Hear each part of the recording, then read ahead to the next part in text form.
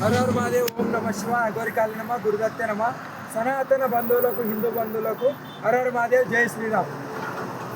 ఎప్పుడైతే నేను ఈ పోరాటంలో దిగానో ఒక వ్యక్తి గురించి మీకు చెప్పాలి.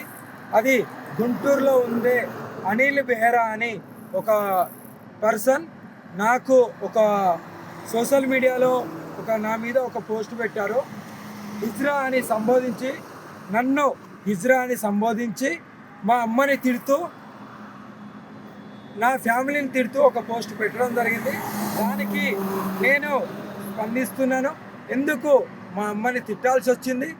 మా అమ్మ దగ్గరికి వెళ్ళి చూశాడా, లేకుంటే నాకు హిజ్రా అని ముద్రేశాడు కదా, నన్ను దగ్గరుండి ఏమన్నా ఆపరేషన్ చేశాడా, అతను ఏమన్నా పెట్టుకున్నాడా అనేది నాకు కావాలి. నేను హిజ్రా అని నీకు ఎవరు చెప్పారు? నీ దగ్గర ప్రూఫ్ ఏంటి? దగ్గరుండి నీకు అంత ధైర్యం ఎవడిచ్చాడనేదే నేను వస్తున్నాను. నేను నీ గుంటూరుకి వచ్చి, నీ నివాసానికి వచ్చి నీకు నేనేంటో కూడా చూపించబోతున్నాను. నీకు నాకు ముఖ పరిచయం లేకున్నా సరే నువ్వెందుకు ఈ ముద్ర వేసినావు, నా ఫ్యామిలీని కూడా ఇందులోకి ఎందుకు లాగినావు అనేది నాకు నువ్వు చెప్పాల్సి వస్తుంది.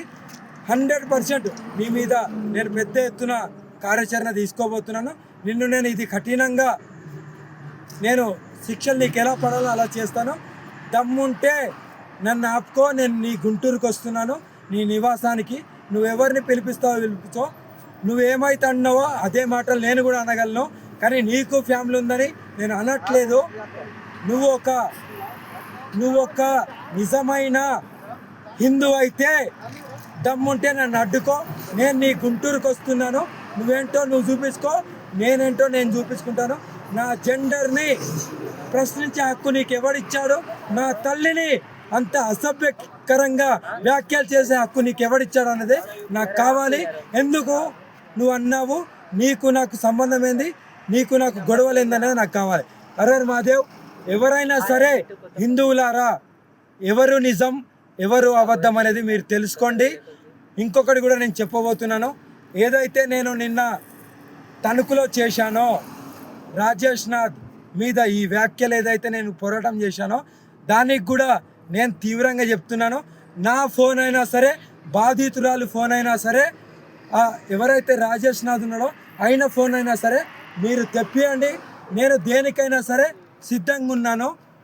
ఫోన్లలో అన్ని డీటెయిల్స్ వెళ్తాయి. ఫోరెన్సిక్ ల్యాబ్కి కూడా పంపిద్దాం. నేను రెడీగా ఉన్నాను, బాధితురాలు రెడీగా ఉన్నారు. ప్రజలారా ఇప్పటికైనా తెలుసుకుందాం ఎవరు నిజం ఎవరు అబద్ధం. ప్రజలు కూడా గమనించాల్సింది ఏంటంటే, రాజేష్ నాథ్ది ఫోన్ వస్తే అన్నీ బయటికి వస్తాయి. ఆ ఫోన్ తెప్పించి ఆయన బ్యాంక్ డీటెయిల్స్ ఎవ్రీథింగ్ తెప్పించుకోవాల్సిన బాధ్యత మనది. కఠినంగా చర్యలు తీసుకోవాల్సిన బాధ్యత కూడా మనకు అందరికీ ఉంది. హర హర మహాదేవ్. ఓం నమ శివాయ. అనిల్ బెహ్రాని మాత్రం వదిలేదే లేదు. జై శ్రీరామ్, జై మహాకాల్, జై హింద్, జై భారత్.